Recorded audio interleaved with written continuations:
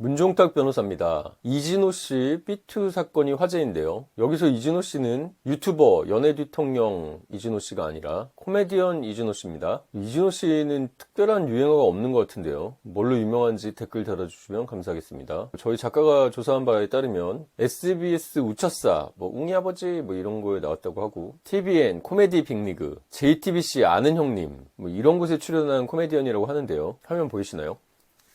이진호 씨는 불법 도박으로 수억 원의 빚을 지고, 특히 채권자들이 유명하죠. 방탄소년단 BTS의 지민, 코미디언 이수근, 가수 하성운 씨 등 동료 연예인들에게 돈을 빌린 후에 갚지 않았다고 하는데요. 이진호 씨는 급기야 사채까지 썼다고 알려져 있는데요. 텐 아시아라는 매체에 따르면 이진호 씨의 불법 도박 사채빚만 13억 원에 이른다고 합니다. 이진호 씨가 불법 도박을 했다는 것과 빚이 수억 원이 된다는 것은 이진호 씨가 10월 14일 어제죠. 본인의 인스타그램에 직접 고백했습니다. 앞으로 죽을 때까지 이 빚은 자기 힘으로 다 갚겠다고 했는데요. 죽을 때까지가 아니라 최대한 빨리 갚으시면 좋겠네요. 차용증 썼다면 변제해야 할 날짜가 있죠. 그거 위반한 거니까 지연이자까지 다 내시고, 이진호 씨가 잘못을 반성하는 마음으로 자발적으로 자백한 것일까요? 그런 마음도 있겠죠. 하지만 언론사가 이진호 씨에게 사실 확인을 하니까 소속사랑 의논을 했겠죠. 그렇기 때문에 보도가 나오기 전에 빨리 대응부터 하자 해서 올린 입장문일 가능성도 있어 보입니다. 하지만 사실이 밝혀지기 전이든 밝혀질 것 같아서든 인정할 거 인정하고 사과할 거 사과했으니까, 이진호 씨가 있는 소속사는 같은 코미디언인 이용진 씨, 양세찬 씨가 있는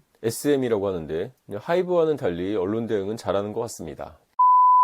자, 지금부터는 이진호 씨 삐투와 관련된 법적 쟁점, 여러분 궁금해하시는 것들에 대해서 정리해서 말씀드리겠습니다. 첫 번째, 이진호 씨에게 돈 빌려준 연예인들은 증여세 폭탄을 맞는다는데 사실이냐? 이런 질문이 있는데요. 이진호 씨는 유명인들, BTS 지민, 코미디언 이수근 씨, 트로트 가수 영탁, 이런 연예인뿐만이 아니라 방송사의 임원이나 PD, 작가들한테도 돈을 빌렸다고 하는데요. 여러 사람 민폐주죠. BTS 지민에게는 2022년에 급전이 필요해서 일주일만 쓰고 주겠다 이래가지고 빌려줬더니 차용증을 쓰고도 돈을 안 갚았네요. 지민 씨는 10년 내에만 갚으세요 이런 얘기를 했는데, 소멸시효 중요하죠. 어제 10월 14일에 인터넷에 이진호 씨에게 돈을 빌려준 연예인들을 국세청에 신고했다 이런 글들이 올라왔는데요. 이 사람의 주장에 따르면 이진호 씨에게 돈을 빌려준 게 대여가 아니라 증여로 보고, 상속세니 증여세법 있죠. 여기에 따라서 증여세를 내야 된다 이런 주장을 써서 올렸다는데요. 이진호가 연예인들한테 반환한다고 돈을 빌렸지만 갚을 능력이 없으니까 사실상 증여로 봐야 된다. 그러니까 돈 빌려준 연예인이 연대에서 증여세를 납부해야 된다.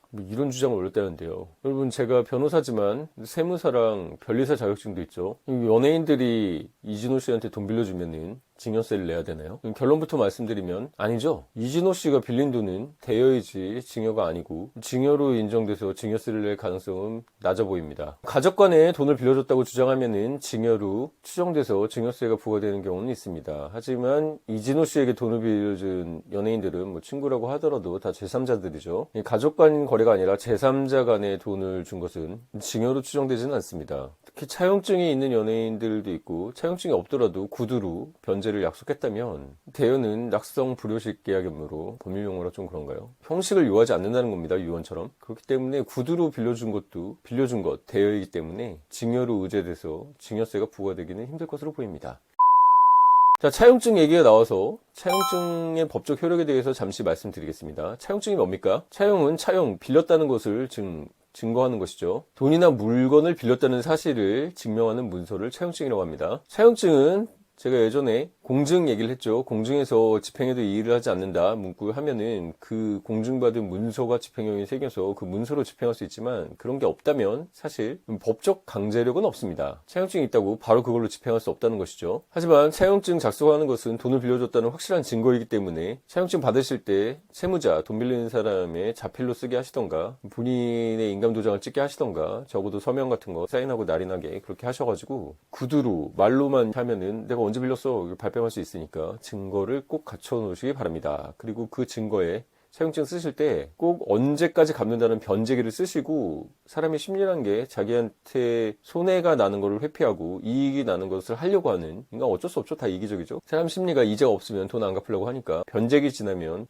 지연이자를 좀 높게 쓰셔가지고 이자 쌓이게 해서 지연이자도 적어두시길 바랍니다. 차용증은 제가 뒤에 말씀드리겠는데 책임재산 보존을 위해서 가압류하거나 할 때도 증거로 필요하고 소송할 때 가장 중요한 증거이기 때문에 그냥 말로만 빌려주지 마시고 꼭 차용증을 쓰시기 바랍니다.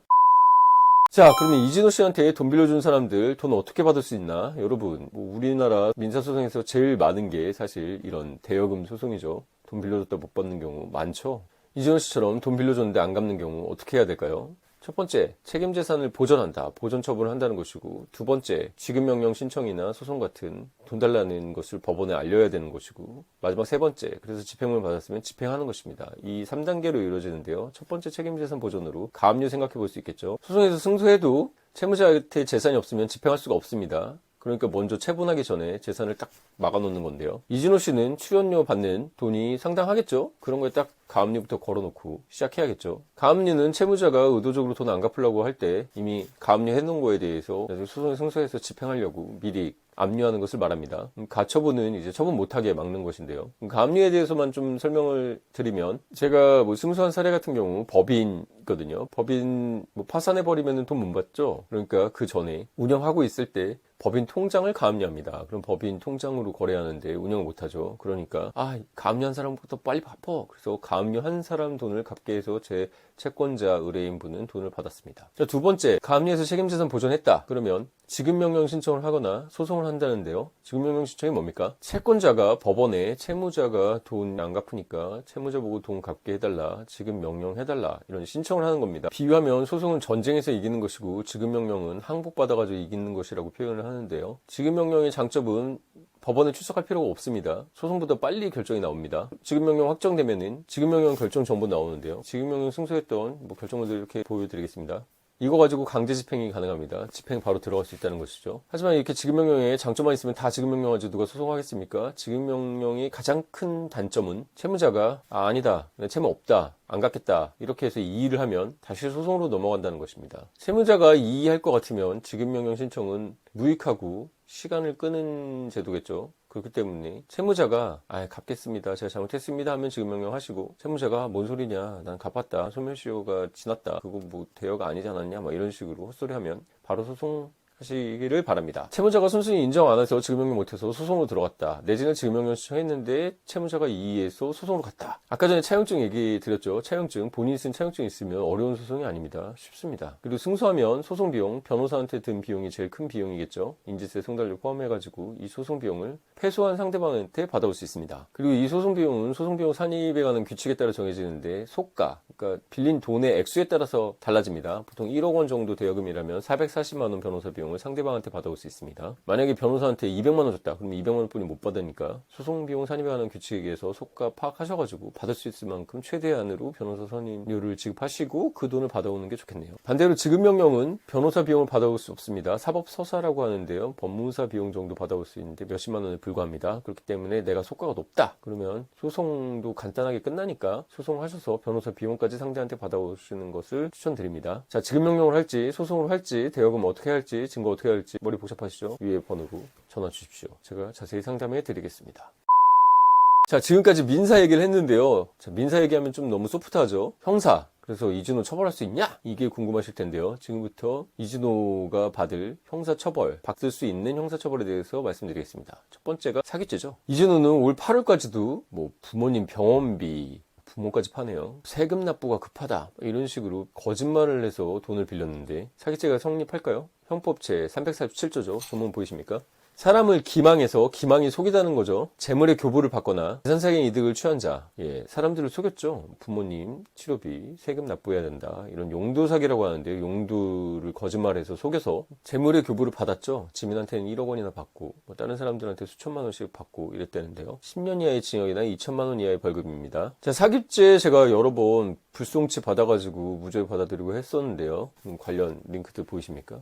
그때 말했던 사기죄에서 제일 중요한 것은 돈 빌렸을 때 변제 능력이 있었냐 없었냐입니다. 하지만 이 경우는 좀 다르죠. 이 경우는 용도 사기라고 하는데요. 이준호는 도박하려고 빌린 거죠. 야, 인터넷 도박하게 돈 좀 빌려줘. 빌려줄 사람 없죠. 그렇기 때문에 용도를 거짓말한 겁니다. 이 사람들이 도박빚으로 사용할 거를 알았다면 빌려주지 않았을 돈, 이런 것을 부모님 병원비, 세금 납부해야 된다, 이런 용도를 거짓말해서 할 경우에도 사기죄가 성립합니다. 이 돈을 애초에 빚을 줬을 때 이것도 질이 다르죠. 만약에 열심히 사업하다가 경기가 안 좋았다, 수급이 잘 안 됐다, 뭐 이래가지고 빚을 지게 된 거에 대해서는 우리가 이해할 수가 있잖아요. 그래서 채권자들도 이해를 하고 변제기 위해, 그러니까 좀 나중에 갚어 이렇게 유예를 해줄 수도 있고, 사기죄로 고소하거나 이러진 않겠죠. 하지만 이진호 씨 같은 경우는 뭐 사업하다가 사업이 잘 안 풀려서 이런 것도 아니고 도박하다가 이렇게 된 거죠. 도박하면은 어떻게 처벌될까요? 형법 제 246조죠. 보이십니까? 도박한 사람은 1,000만 원 이하의 벌금. 좀 낮네요. 하지만 제 2항 있죠. 상습으로 제 1항 도박을 한 사람들은 3년 이하의 징역이나 2천만 원 이하의 벌금입니다. 도박 개정죄는 훨씬 심하게 처벌되는데요. 제1항에도 예외가 있죠. 일시오락 정도에 불과한 건 예외로 한다. 할머니 할아버지들이 뭐 점 몇십 원? 100원 해가지고 뭐 고스톱 치죠. 그런 거야 뭐 치매 예방으로 일시오락이니까 도박죄로 처벌하지 않습니다. 근데 이진호 씨가 한 인터넷 도박 같은 경우는 BTS 지민한테 1억 원이나 빌리고, 이수근 씨, 영탁 씨 뭐 이런 사람들한테 돈 수천만 원 빌리고, 돈을 빌려가면서 다른 사람들한테 피해를 주면서까지 계속해왔죠. 이런 건 상습 도박으로 보이고, 특히 본인이 2020년도경부터 인터넷 도박 사이트에서 했다고 하니까 상습 도박으로 처벌될 가능성이 높아 보입니다. 도박은 단순 오락이 아니죠. 중독이 가능한 거기 때문에요. 여러분, 중독이 가능한 게 뭐 있을까요? 알코올이나 마약같이 뇌신경계를 마비시켜버리는 거죠. 도박도 그런 중독이 됩니다. 이렇게 본인뿐만이 아니라 주변 사람들에게도 경제적으로 피해를 입히고 본인 정신적으로도 피해를 입힌 일이기 때문에 도박은 시작을 안 하시길 바랍니다. 그리고 사실 도박의 경계가 모호하죠. 가상화폐 도박입니까? 24시간 돌아가죠. 그리고 무슨 비트코인이 유명한 거지만 사실 코인 하면서 없어져 버리는 코인들도 많죠. 그렇기 때문에 여러분이 우연성에 기대가지고 계속 이게 중독돼서 일상생활을 못할 것 같다, 그럼 사실 코인 이것도 투자라기보다는 거의 도박의 영역 쪽으로 흘러갈 가능성이 높다고 보입니다. 자, 결론. 첫 번째, 돈을 빌려줄 때는 차용증을 꼭 쓰자. 두 번째, 오랜만에 연락 온 친구가 돈 빌려달라고 하면 그 돈은 못 받는다고 생각하고 자기가 그냥 줘도 못 받아도 되는 돈 정도 빌려주자. 지민 씨 같은 경우는 거의 1억 원도 못 받아도 된다고 생각했던 것 같은데요. 역시 레벨이 다르죠. 많이 빌려줄 경우 돈도 잃고 친구도 잃습니다. 세 번째, 소속사의 언론 대응도 매우 중요하다. 때로는 구차한 변명보다 깔끔한 인정과 사과가 낫습니다. 소속사 같은 경우도 이진호 씨한테 확인해보고 돈 빌려서 용도 사기하고 못 갚은 게 맞고 뭐 상습 도박한 게 맞으니까 그 점에 대해서 깔끔하게 인정하라고 하고 사과문 써서 사과했죠. 초기 진화를 잘 한 것이죠. 네 번째, 이렇게 돈 빌려주고 못 받는다, 대여금 소송할 것 같다, 그러면 여기 위에 번호로 연락해서 문종탁 변호사와 상담하시라. 지급 명령으로 할지 소송할지도 알려주고, 소송 승소하면 변호사 비용 상대방한테 받는 거니까요. 부담 없이 연락 주시기 바랍니다. 다섯 번째, 용도 사기도 사기입니다. 도박비 빌려달라고 그랬을 때 누가 빌려주겠습니까? 엄마 치료비로 쓰겠다, 세금 납부해야 된다, 이렇게 거짓말하고 돈 빌린 거 용도 사기가 맞습니다. 여섯 번째, 도박은 답이 없습니다. 처음부터 시작을 하지 마시기 바랍니다. 첫 끝발이 개끝발이라고 처음에 딴 강렬한 기억 때문에 딸 수 있겠지 이렇게 생각하는데, 카지노를 상대하던 인터넷 도박을 하던 여러분이 따게 만들지 않습니다. 마지막 일곱 번째, 럭키7. 오늘 영상이 도움이 되셨다면 주변에 많이 전파해 주시고 구독과 좋아요, 알람 설정 부탁드리겠습니다. 지금까지 문종탁TV의 문종탁 변호사였습니다. 감사합니다.